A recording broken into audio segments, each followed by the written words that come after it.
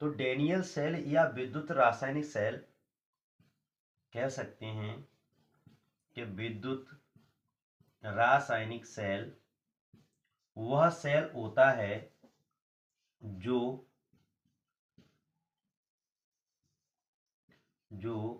रासायनिक ऊर्जा को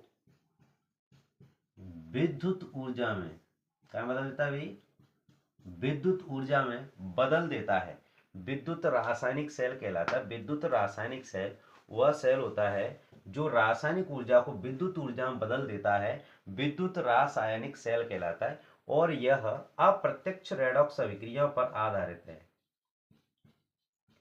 और यह अप्रत्यक्ष रेडॉक्स अभिक्रिया पर आधारित है। विद्युत रासायनिक सेल वह सेल होता है जो रासायनिक ऊर्जा को विद्युत ऊर्जा में बदल देता है, विद्युत रासायनिक सेल कहलाता है। और यह अप्रत्यक्ष रेडॉक्स अभिक्रिया पर आधारित है। पहला इसका पॉइंट क्लियर। अब दूसरे पॉइंट में क्या कहता है भाई, चित्र। तो चित्र में आपको पता होना चाहिए भाई, इसमें दो अपने पास पात्र हैं। तो दोनों पात्रों में अलग अलग, चाहो तो इसके आप स्क्रीनशॉट ले सकते हो।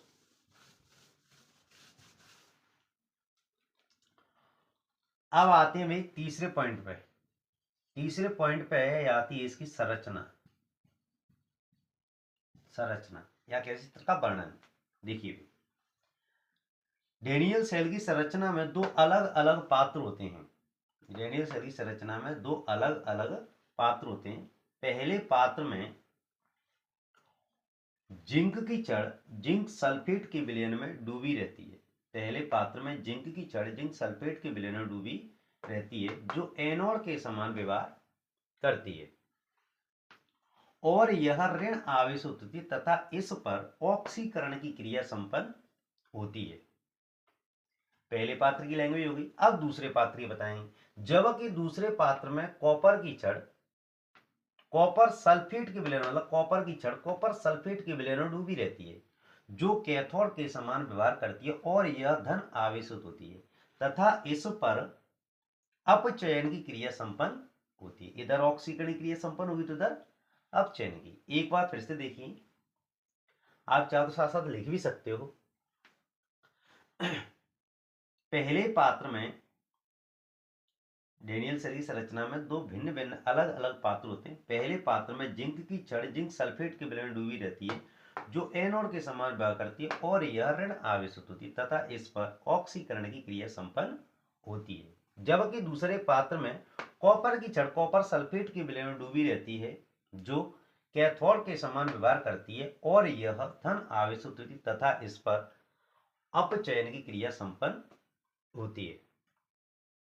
यहां तक एक बार चेक करो कि आपको लैंग्वेज बनाना आ रही है या नहीं आ रही। आगे अभी चलते हैं।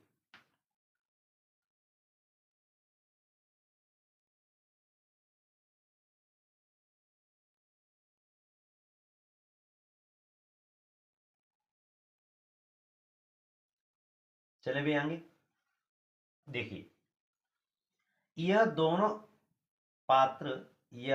पात्र एक यू आकार की उल्टे यू आकार की यह दोनों पात्र एक उल्टे यू आकार की कांच की नली के द्वारा आपस में जुड़े होते हैं, जिसे लवण सेतु कहते हैं। यह दोनों पात्र एक उल्टे यू आकार की कांच की नली के द्वारा आपस में जुड़े रहते हैं, इसे लवण सेतु कहते हैं। और इसके दोनों इलेक्ट्रोड आपस में एक कॉपर के तार के द्वारा जुड़े रहते हैं। और इसके दोनों जो इलेक्ट्रोड हैं वो आपस में कॉपर के तार के द्वारा जुड़े रहते हैं। अब देखते हैं लवण सेतु के कार्य। तो लवण सेतु के कार्य सरल एवं सहज। लवण सेतु को हटा दिया जाए तो दोनों विलयनों की, मतलब लवण सेतु को हटा दिया जाए तो सेल का वोल्टेज गिरकर शून्य हो जाता है। मतलब लवण सेतु को हटा दिया जाए तो सेल का वोल्ट गिरकर शून्य हो जाता है। दूसरा पॉइंट बता सकते हैं भी कि जो लवण सेतु है वो सेल के परिपथ को पूर्ण करता है। यदि लवण सेतु को हटा दिया जाए तो सेल का वोल्ट गिरकर शून्य हो जाता है।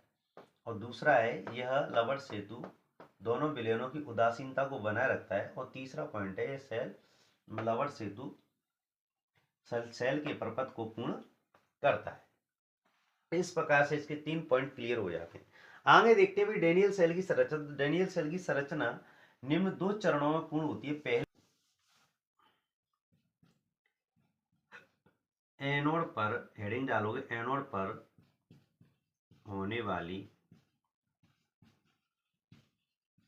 क्रिया। तो एनोड पर जिंक धातु का जिंक आयन में ऑक्सीकरण हो जाता है। इसी प्रकार से अपन डालेंगे कैथोड पर होने वाली क्रिया। कैथोड पर होने वाली क्रिया, कैथोड पर कॉपर आयन का, कैथोड पर कॉपर आयन का, कैथोड पर कॉपर आयन का मतलब इसमें 2 इलेक्ट्रॉन है। इन दोनों इलेक्ट्रॉनों को कौन ग्रहण करेगा? दोनों इलेक्ट्रॉनों को ये ग्रहण करेगा और जा करके क्या में बदल जाएगा? भी इसका अपचयन क्या में हो जाएगा? कॉपर में। कह सकते हैं कि कैथोड पर कॉपर आयन का कॉपर में अपचयन हो जाता है। अब लिखेंगे अतः संपूर्ण सेल अभिक्रिया, अतः संपूर्ण सेल अभिक्रिया। लेकिन ध्यान रखना ये क्या चल रही थी? विधि, चौथे नंबर की विधि, विधि है चौथे नंबर पे। यहां से विधि स्टार्ट हो गई है। अब तो संपूर्ण सेल अभिक्रिया निकालने के लिए क्या सरल तरीका भी अपने पास? जिंक है, जो पहले वाली रिएक्शन है एनोड वाली, और ये कैथोड वाली।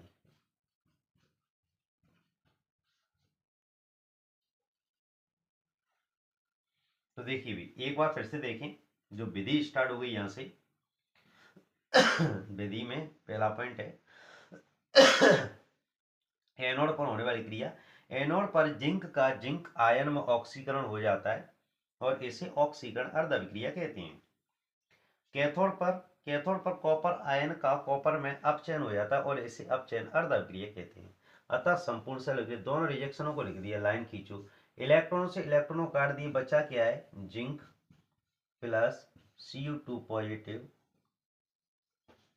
गिव्स, इधर जिंक आयन है और इधर कॉपर।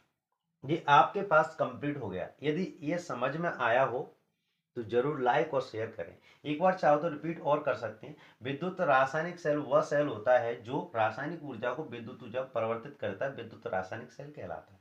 ये इसका चित्र दिया हुआ है। अब आते हैं अपन तीसरे नंबर पे इसकी संरचना। संरचना में क्या कहता है? अभी पहले डेनियल सेल की संरचना में 2 अलग अलग पात्र होते हैं। पहले पात्र में जिंक की छड़ जिंक सल्फेट की विलयन डूबी रहती है, जो एनोड के समान व्यवहार करती है और यह ऋण आवेशित होती है तथा इस पर